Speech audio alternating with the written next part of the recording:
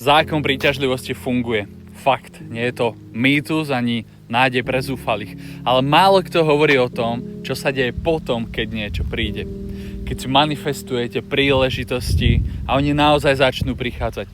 Keď vám príde do života tá osoba, ktorá vás vníma a vidí.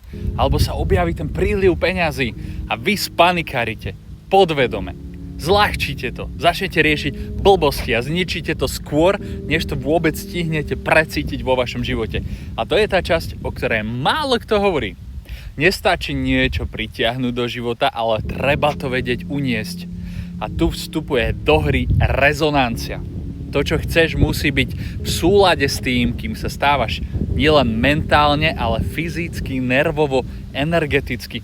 Veľa ľudí si drží svoj starý život nie preto, že ho milujú, ale preto, že na nový ešte nemajú kapacitu.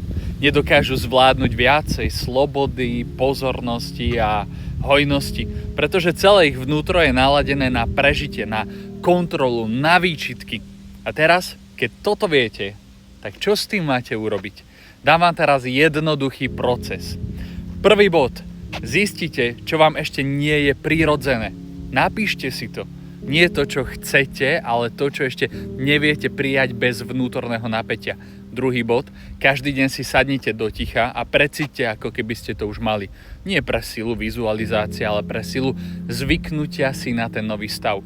Tretí bod, pozorujte, ako dlho udržíte dobrý pocit bez toho, aby ste ho chceli zmeniť a utiec z neho. To je vaša rezonancia. To je vaša skutočná kapacita uniesť to nové. Pretože realita nefunguje podľa nejakých túžob, ale funguje podľa tej pripravenosti vnútra.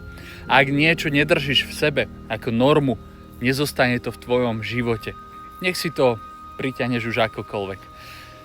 Dôležité je vedieť, že kto dokáže vybračne uniesť viacej, tomu svet začne ukazovať viacej.